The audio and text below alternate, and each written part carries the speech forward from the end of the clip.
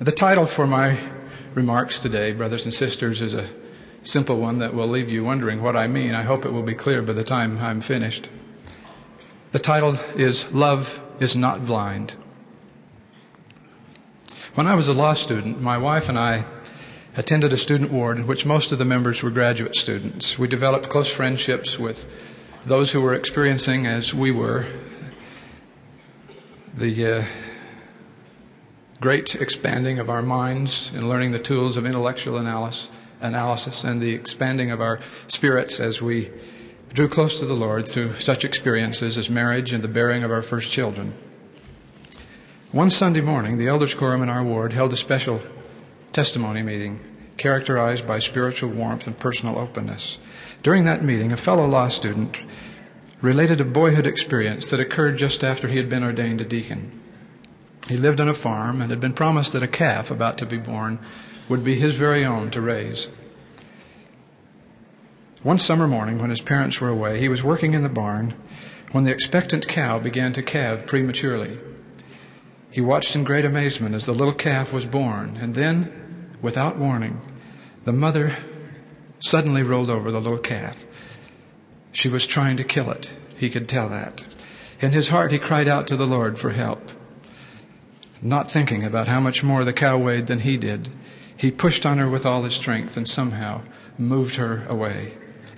He picked up the lifeless body of the calf in his arms, and broken-hearted, the tears running down his cheeks, he looked at it, wondering what had happened and what he could do. Then he remembered, he told us, that he held the priesthood now and that he had every right to pray for additional help. And so he prayed from the depths of his boyish, believing heart. Before long, the little animal began breathing again. He knew that his prayer had been heard. After relating this story, the tears welled up in his eyes, and he said to us, "Brethren, I tell you that story because I don't know that I would do now what I did then. I think I might not expect the Lord's help in that kind of situation. I'm not sure that I would believe now, even if I relived that experience, that the calf's survival was anything more than a coincidence. I don't understand what's happened to me since then, but I sense that something's gone a little bit wrong." My friend in the elders' quorum was not saying that he'd lost his faith in the Lord. He was simply being very honest with us, I think, in sharing both the childlike and the sophisticated dimensions of his experience. This story reflects the thoughts and feelings that many of us have in our own way during the college years. These thoughts and feelings are an important part of growing toward spiritual and intellectual maturity. They're also an important part of understanding both the strengths and the limitations of a college education. Before entering college, for most of us, things are pretty much black and white. There's very little gray in either the intellectual or the spiritual dimension of our perspective. And so most of the freshmen at places like BYU and Rick's have a wonderfully childlike optimism and loyalty that makes them more teachable and more pleasant than any other group of students. I consider it one of the great blessings of my life to be associated with so many young people at this point in their lives at Rick's College. It is typical of these young men and women to trust their teachers, to believe what they read, and to respond with boundless enthusiasm to invitations for church service. Where else but in a student ward composed mostly of freshmen would you find a church member so thrilled to be called by the bishop as the songbook coordinator, the sacrament bread coordinator, or maybe the Relief Society Sunday morning orange juice specialist? As one returned missionary recently told me, one thing he likes best about being in a student ward composed mostly of freshmen and sophomores is that when a topic like faith or repentance is raised for discussion, nobody yawns. As time goes on, however, experiences often accumulate that introduce a new dimension to a student's perspective. In general, I would characterize this new dimension as a growing awareness that there's a kind of gap between the real and the ideal, between what is and what ought to be. To illustrate, I ask that you imagine in your mind two circles, one inside the other. The inner boundary is the real, or what is. The outer boundary the ideal or what ought to be. We stand at the inner boundary, reaching out, trying to pull ourselves closer to the ideals to which we've committed ourselves. We become aware of the distance between these two boundaries when we sense that some things about ourselves or the circumstances we witness are not all we wish they were. At that point, some frustrations can arise. Let me offer some illustrations of what I mean. Students at a large church college may suffer some great disillusionment when they lose some great battle with the giant red tape machine, or when they remain unknown and nameless to a student ward bishop for weeks or even months, or when they brush up against a faculty member whose church commitments seem to them to be in doubt. At a more personal and spiritual level, perhaps an important prayer goes too long unanswered. One suffers some devastating setback with grades, with good health, with the prospects for marriage, and the heavens may seem closed in a time of great need. One may also become increasingly conscious of the imperfections of others, including parents, other church members, or even a bishop or a stake president.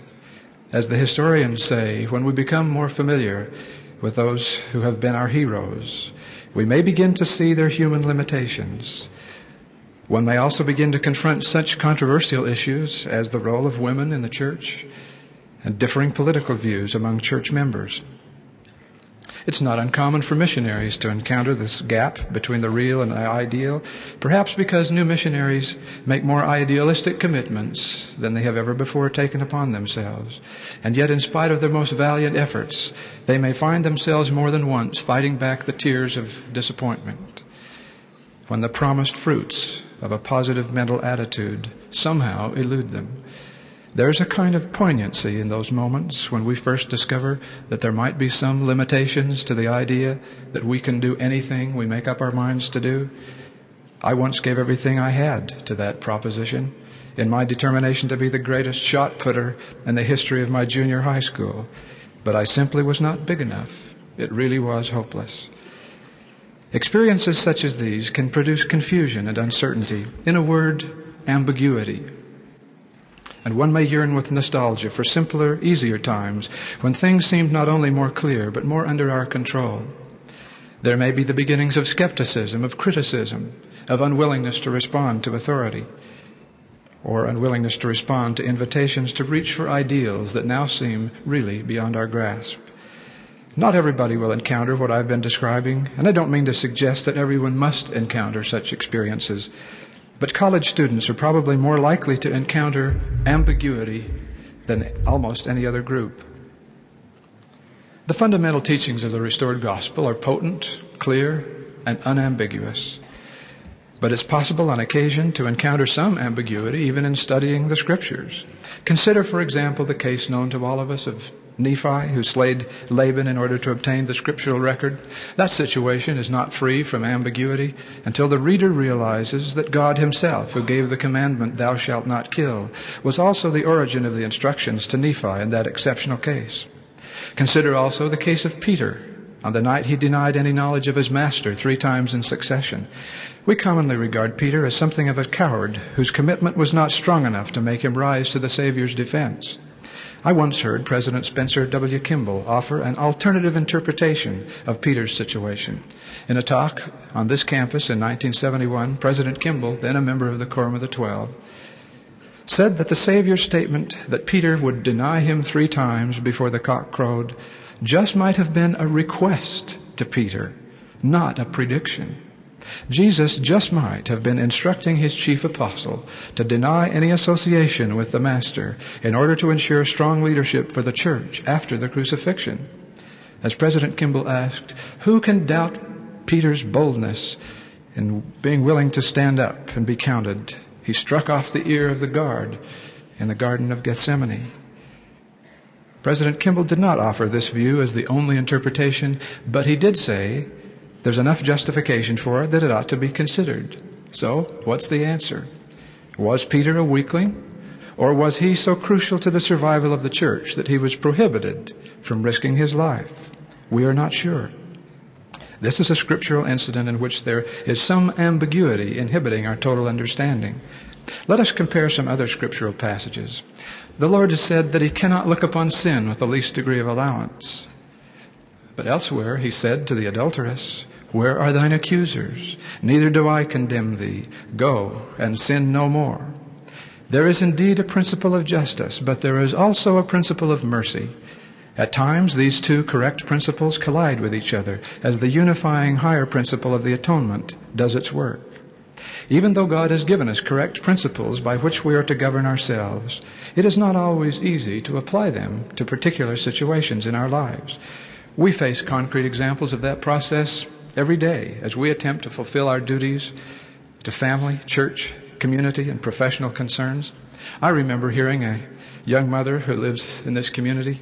She has several children. She has a responsible church position and a busy, faithful husband. She expressed her dismay as she tried to decide what should come first in her life and when.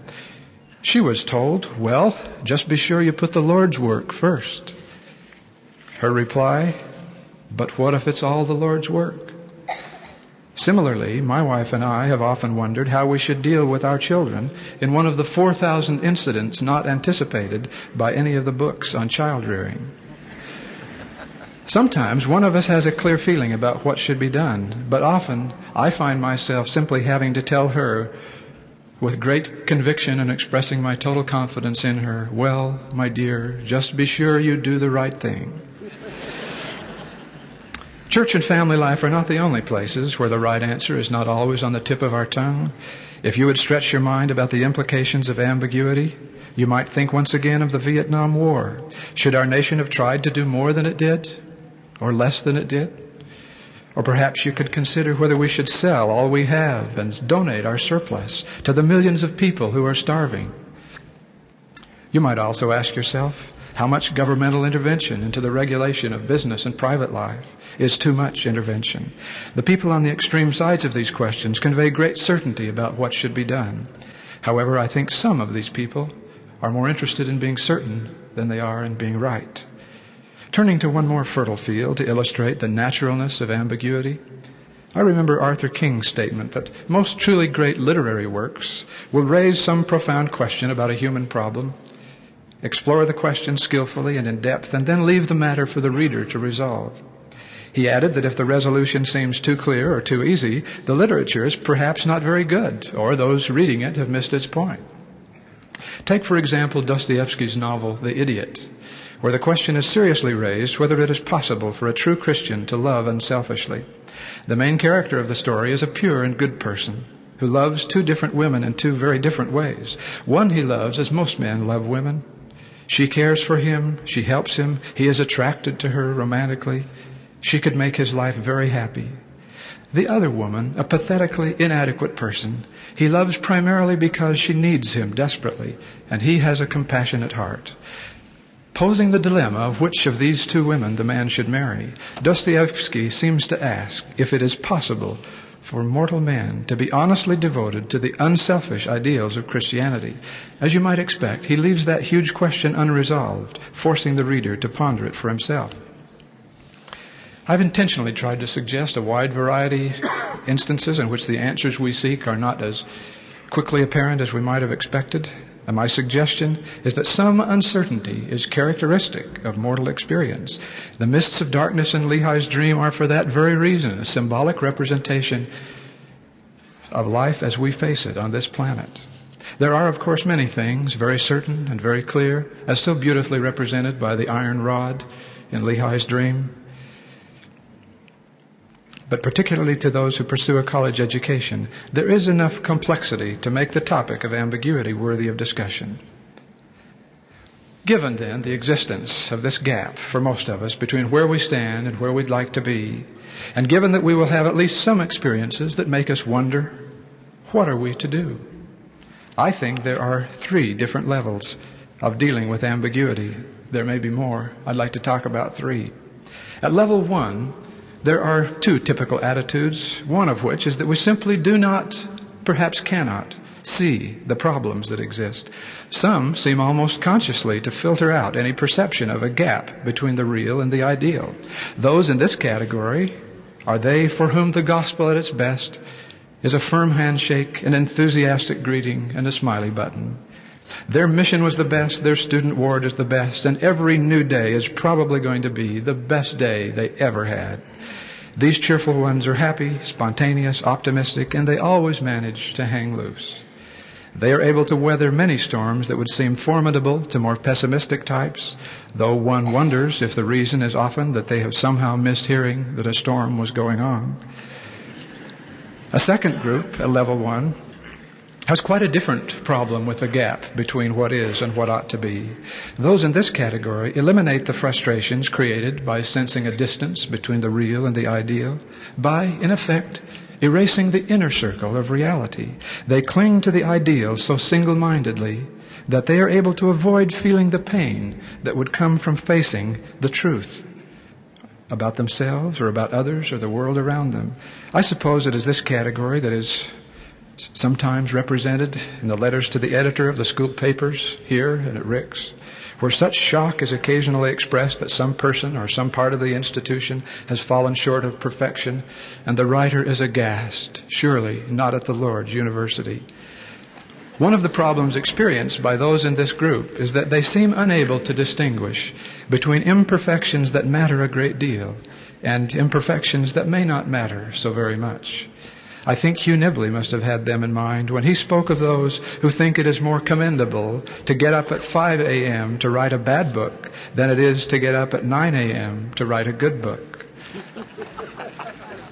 It's obvious to Brother Nibley that the exact hour when we arise is not quite as important as what we do once we are up.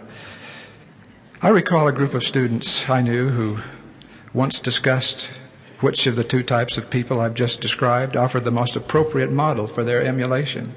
They felt they had to choose between being relaxed and happy and carefree about the gospel or being an intense perfectionist. After listening to the discussion, I felt that both of these categories suffer from the same limitation. It's not much of a choice to select between a frantic concern with perfection and a forced superficial happiness. Both perspectives lack depth. They understand things too quickly and they draw conclusions from their experience too easily. Neither is very well prepared for adversity, and I fear that the first strong wind that comes along will blow them over. I believe this is primarily because their roots have not sunk enough into the soil of experience to establish a firm foundation. Both also reflect the thinness of a philosophy that is untempered by common sense. In both cases, it would be helpful simply to be more realistic about life's experiences, even if that means facing some questions and limitations that leave us a bit uncomfortable. That very discomfort can be a motivation toward real growth. As someone has said, the true church is intended not only to comfort the afflicted, but to afflict the comfortable. I invite you then to step up to level 2, where you see things for what they are, for only then can you deal with them in a meaningful and constructive way. If we're not willing to grapple with the frustration that comes from facing honestly and bravely the uncertainties we encounter, we may never develop the kind of spiritual maturity that's necessary for our ultimate preparations. It was Heber C. Kimball who once said that the church has many close places through which it must pass. And when those days come, those living on borrowed light will not be able to stand. Thus, we need to develop the capacity to form judgments of our own about the value of ideas, opportunities, or people who may come into our lives. We won't always have the security of knowing whether a certain idea is church approved, because new ideas just don't always come along with little tags attached to them saying whether the church has given them the stamp of approval, whether in the form of music, books, friends, or opportunities to serve. There is much that is lovely, of good report, and praiseworthy that is not the subject of detailed discussion in church manuals or courses of instruction. Those who will not risk exposure to experiences of life that are not obviously related to some well-known church word or program will, I believe, live less abundant and meaningful lives than the Lord intends. We must develop sufficient independence of judgment and maturity that we're prepared to handle the shafts and whirlwinds of adversity and contradiction that are so likely to come along in our lives sooner or later. When those times come, we cannot be living on borrowed light. We should not be deceived by the clear-cut labels some may use to describe circumstances that are, in fact, not so clear. Our encounters with reality and disappointment are, in fact, vital stages in the development of our maturity and understanding. Well, despite the value of this level 2 kind of awareness I've been talking about, there are still some serious hazards at level 2. One's acceptance of the clouds of uncertainty may be so complete that the iron rod fades into the receding mist and skepticism becomes a guiding philosophy. Often this perspective comes from erasing the outer circle, representing the ideal or what ought to be, and focusing excessively on the inner circle of reality. When I was a teacher at the BYU Law School, I noticed how common it was among our first-year students to experience great frustration as they discovered how much our legal system is characterized not by hard, fast rules, but by legal principles that often appear to contradict each other. I remember, for example, one student who approached me after a class in his first year, early in the semester, expressing the confusion he was encountering in his study of the law. He said he had what he called a low tolerance for ambiguity, and had been wondering if part of his problem was that he had just returned only weeks before from a mission where everything was crisp and clear, where even the words he was to speak were provided for him. To feel successful, all he had to do was follow the step-by-step plan given him for each day and each task on his mission. Law school was making him feel totally at sea as he groped for simple guidelines that would tell him what to do. His circumstance was only another example of what I've previously tried to describe as typical of college and university students early in their experience. But by the time our law students would reach their third year of study, it was not at all uncommon for them to develop such a high tolerance for ambiguity that they were skeptical about everything, including some dimensions of their religious faith. Where formerly they felt they had all the answers, but just did not know what the questions were, they now seem to have all the answers. They now seem to have all the questions, but few of the answers. So I found myself wanting to tell our third-year law students that those who take too much delight in their finely honed tools of skepticism and dispassionate analysis will limit their effectiveness in the church and elsewhere because they become contentious, standoffish, arrogant, unwilling to get involved and commit themselves. I've seen some of these try out their new intellectual tools in some context, like a priesthood quorum or a Sunday school class. A well-meaning teacher will make a point they think is a little silly, and they will feel an irresistible urge to leap to their feet and pop the teacher's bubble.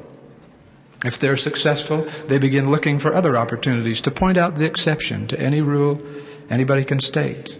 They begin to delight in cross-examination of the unsuspecting, just looking for somebody's bubble up there floating around so they can pop it with their shiny new pin. And in all that, they fail to realize that when some of those bubbles pop, out goes the air, and with it goes much of the feeling of trust, loyalty, harmony, and sincerity, so essential to preserving the Spirit of the Lord. If that begins to happen in your ward, in your home, in your marriage, you might have begun to destroy the fragile fabric of trust that binds us together in all loving relationships. People in your ward may come away from some of their encounters with you wondering how you can possibly have a deep commitment to the church and do some of the things you do. Now, I'm not suggesting that we should always just smile and nod our approval, implying that everything is wonderful and that our highest hope is that everybody have a nice day. That's level 1.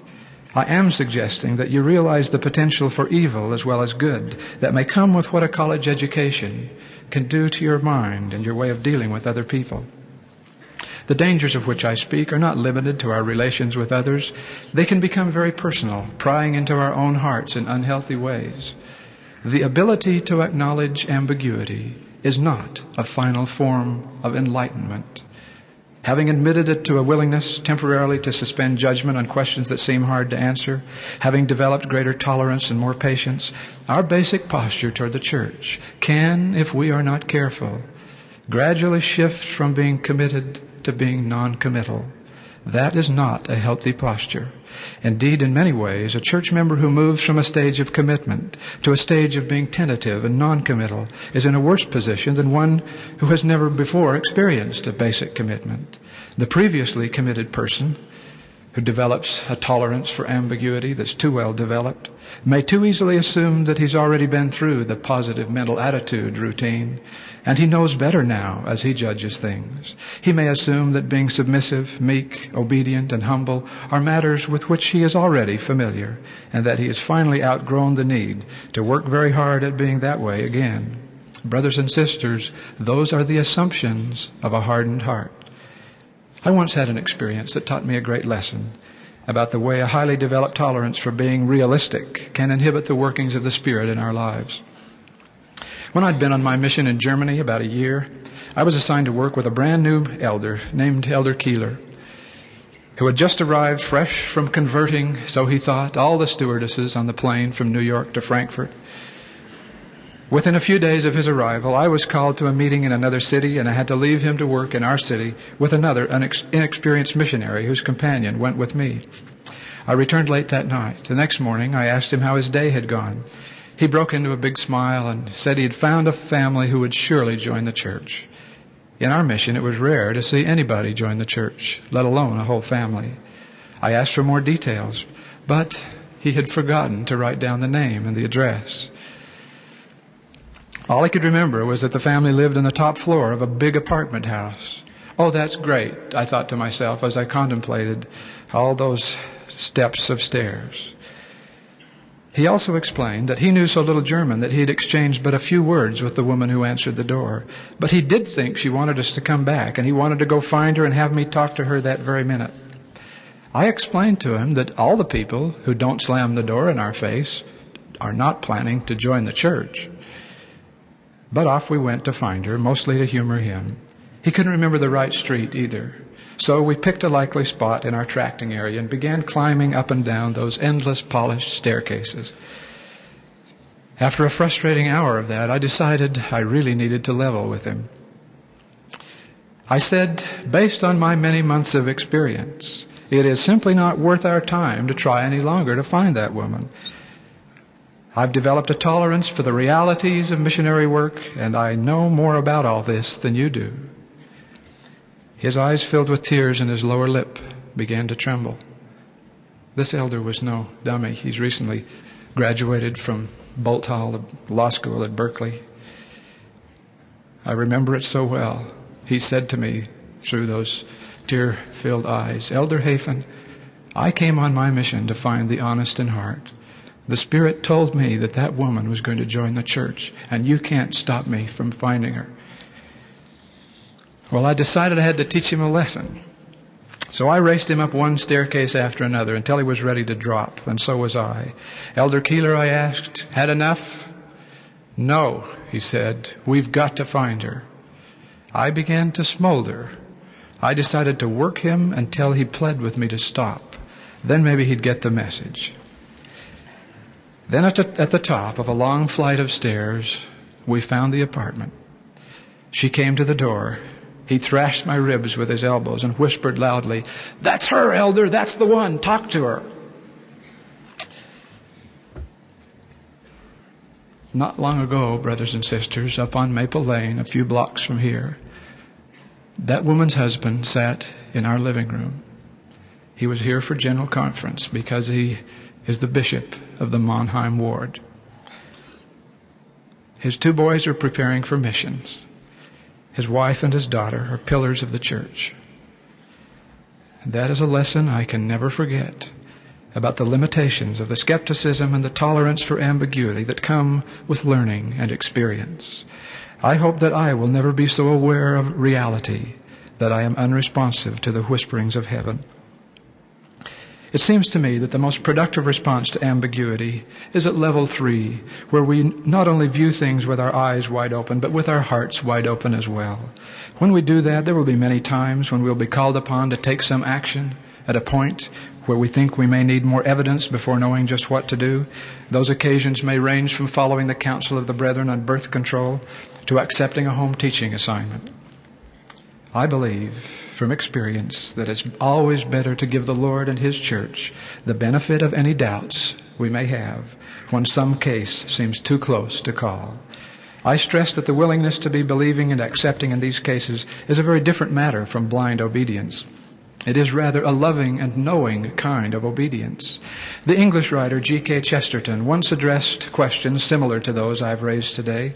He distinguished among optimists, pessimists, and improvers, as he called them, which roughly correspond to my 3 levels of dealing with ambiguity.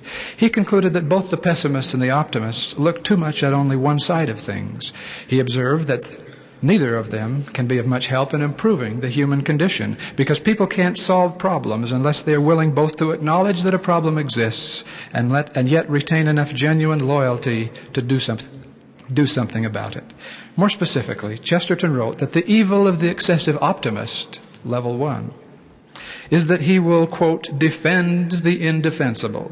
He is the jingo of the universe. He will say, my cosmos, right or wrong. He will be less inclined to the reform of things, more inclined to a sort of front bench official answer to all attacks, soothing everyone with assurances. He will not wash the world, but whitewash the world, end of quote.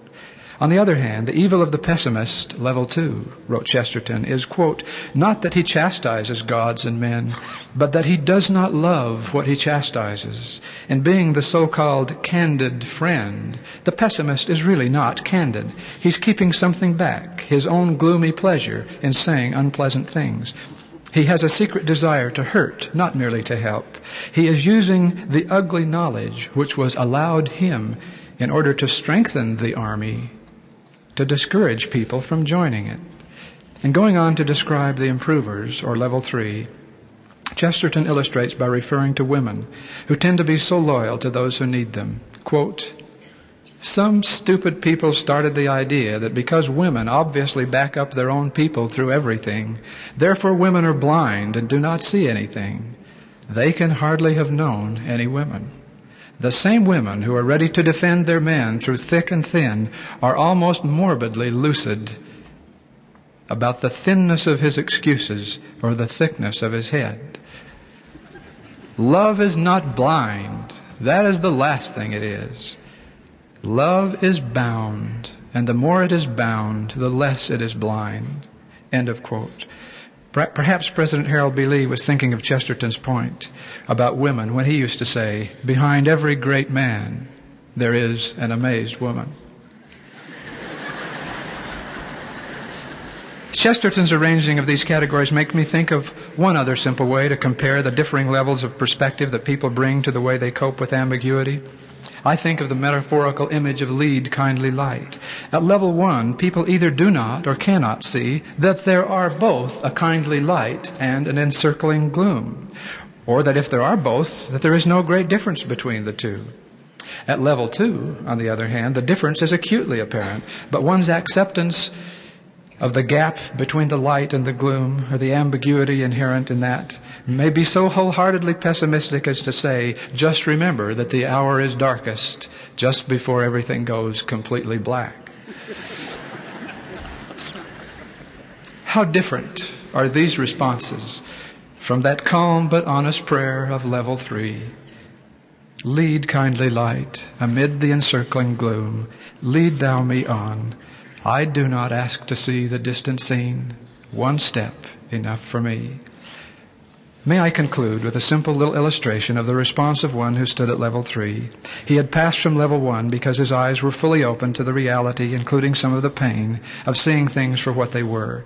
Yet he had moved from a level 2 kind of realism to a third level where his mature perspective permitted what he saw with those wide open eyes to be subordinated to what he felt in a wide open heart. The man in this case is my own father, who died about 15 years ago. At the time of this incident, he was in his mid-50s. He was very involved in his professional life and heavy obligations that frequently took him out of his hometown for several days at a time. He was tired. At a much earlier time in his life, he had served for 10 years in a stake presidency. He'd filled numerous other assignments for the church.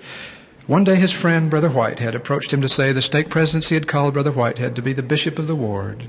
Brother Whitehead had told the presidency he would accept the assignment only if my father would act as his first counselor. Now, it's one thing to be called as a counselor in the bishopric when one is young, full of fresh enthusiasm to learn about leadership in the church, and one's time is not heavily committed. One might understandably have a somewhat different attitude at a later time in life. Let me share with you the inner thoughts of my father's heart as he wrote them so confidentially that day in his personal journal.